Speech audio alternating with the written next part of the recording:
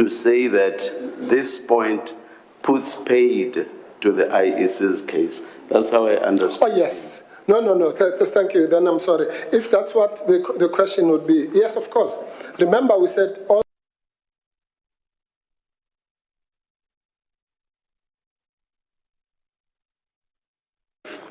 of the matter. So if the Electoral Court had found in our favor on bias, that would have been the end. Or if they had found in our favor on ultra-virus, that would also have been the end. So if that was the question, yes, we definitely, in other words, if the only means you can decide the case only on that point, yes, then the answer is definitely yes. But what I was... You've answered me. Yes. Yeah, can I just finish my last question? Yes, of course. Is it your submission that the judgment of the Electoral Court can exist side by side with the judgment of this court, the contempt? Well, it was not this morning, but it is now, because you have found, I'm reading between the lines, that this case is not about any interpretation or judgment, so to speak, on the other one. Perhaps let me put it very clear. Is the judgment of the Electoral Court saying what this court said in the contempt application? No, it's not what it's not saying the same thing, but what it is saying, Justice Matopo, is this. It's like, let's say this court had said that someone is not fit to be a lawyer or something at a particular point in time. What the Electoral Court was saying is that does that judgment, as it stands then, for example, mean that this person now is not eligible to be a lawyer or a doctor or whatever it is. And it is in that sense that I was saying this morning, it is inevitable that this court has to interpret that judgment, just as it was inevitable for the Electoral Court to interpret this, the judgment of this court. It's inevitable. But if the judgment of the Electoral Court makes findings that cuts across findings that were made by Mpofu J in the contempt of court, can it exist side by side with that judgment? Yes, in the following manner, Justice Matopo. If the question before the Electoral Court, for argument's sake, was whether the committal for contempt by this court was committal for contempt, and they say no, it was not, then they would be second-guessing this court. But that's not what they were doing. What they were doing was to say, is that committal for contempt of court, for the purposes of the thing before us now, which is 47(1)(e), a conviction per section 47(1)(e), and that's why they're all. Can they do that? Yeah, of course they can, because. But doesn't that seem to nullify the judgment of the contempt of court judgment? If it does. Yes, it would nullify it in my first example. But in this second example I'm making, it doesn't nullify it, because it does something very banal and simple. It says, what does the word convicted mean in 47(1)(e)? Just like that. And does it mean a conviction as contemplated in section 35 or not? If it does, then this conviction cannot be the one that was intended. I don't want to go to intentionalism, but let's use purpose. Then the purpose of the intentionalism is actually brought by the wording that says contemplated, because obviously that brings in that element.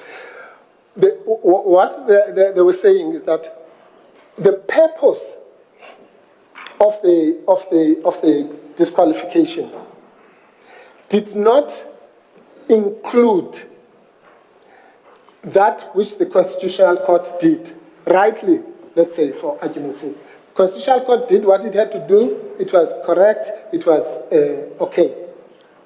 But that which it did does not translate, and that's where really the case becomes simple. But if you read the judgment of the Electoral Court on its own, Zondi JA. yeah, on Zondi's JA, and without comparing it or analyzing it with the judgment of this court, the debate that you and I are having, it's not in that judgment. No, it is. It is. They say... In paragraph 51, Zondi does not even interrogate the issues as extensively as you are. Yes. No, but... So one has to assume that this is what he says. No, Justice Matopa, with respect... Am I wrong? No, with respect, you are. That is why I said, let's use the issue of appealability as a proxy. The issue of appealability must not be used as a red herring to hone into that issue. It is a proxy for the denial of the 35.3.0 right. But it is also a proxy for the denial of all the other rights in 35.3.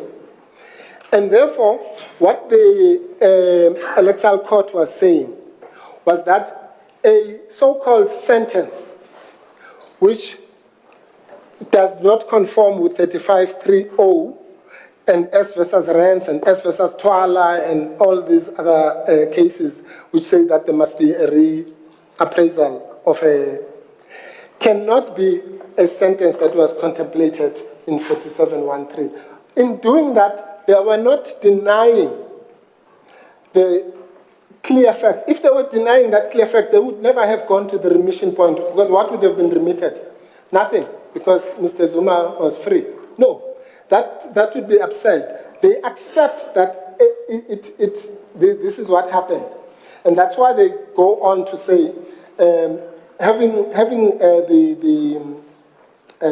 defined the conviction is, the question is simply this, Justice Matopo.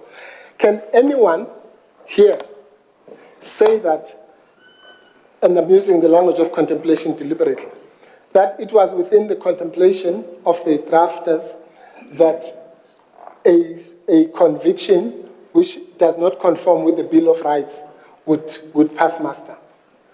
Or, to put it differently, as Cameron J.A. put it, can anyone contemplate that a committal for contempt in civil proceedings would result in a previous conviction? And in both cases, our respectful submission is no. So that's all they were saying. So let's assume they were interrogating that question only, whether it's a previous conviction. If they found that it is not, they would not be second-guessing this court. They would simply be saying a committal of this nature does not belong to the SAP 69. Without that does not mean that then they're saying that committal was wrongly granted. No. So the conviction and the sentence, you would characterize them as not ones that fall within the realm of the SAP 69? Yes. No. Yes. No. I'm saying. Yes. I'm saying this. That very question that you're posing to me, Justice Matopa, is the question that was left open by Justice Cameron in Faki. And all I was saying, I'm not taking it any further. I'm not even answering that question myself. I'm simply saying, by the mere fact that Justice Cameron, in that matter, saw it fit to leave that question open and to relate it to Section 35, which is what I have done. By that act alone, it shows that it's not a straightforward issue. Because if it was, he would have said, he wouldn't even have referred, he would have said, these people, I don't know what they were smoking. They come and say, is the conviction a conviction? Obviously it is. But no, he entertained it exactly because it's not as straightforward as it looks to the naked eye. He interrogated that question and posed posited it, as it were, for a future. But wasn't it answered with the, In which matter? in the Khampepe judgment? No, My brothers and sisters said, no, it was not answered because that's why I was saying or to it did not Justice. arise. Well, I don't know if this court, remember in the magistrate court, what happens? You would know, Justice Matopo. A long time ago, we used to do these things together. But in the lower courts, even the high court, let's say, when the sentencing happens, then that court, it is the duty of that court to then enter the record, so to speak, into and process this SAP 69 and so on. That's why Justice Cameron says, what mechanism would be employed? Because this would be a civil court now. A civil court, does it have the mechanisms to enter a sub 69? And I doubt it. I won't put it higher than that. I doubt if this court, after the Khampepe judgment, took those steps. You prove a previous conviction by your SAP 69, if indeed there are. Correct.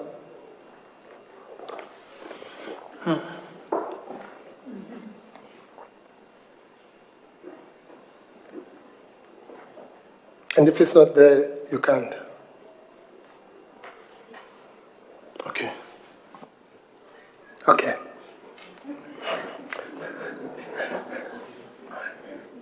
Oh, poor Mr. Mpofu. Thank you so much. No, I'm just commiserating with you. Well, no. No, you don't have to, Deputy Chief Justice. The only problem is that I have this flu, but it's gone now. I think the adrenaline kicked in.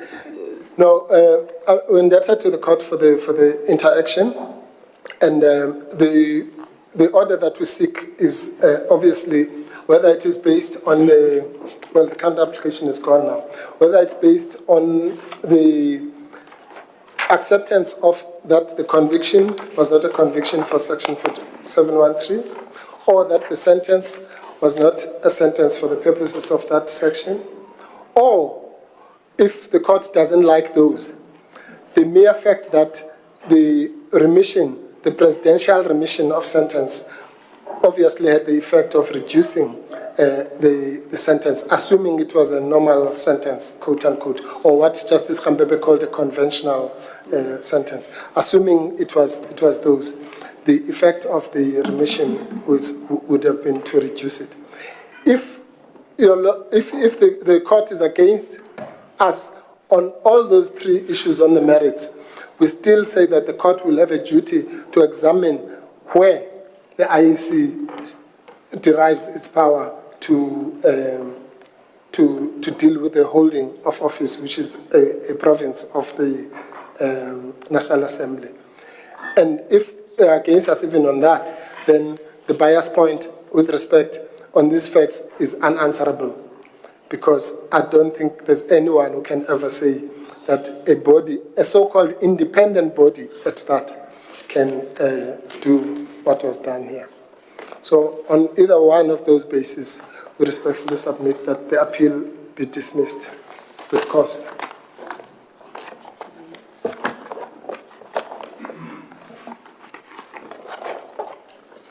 Thank you, Mr.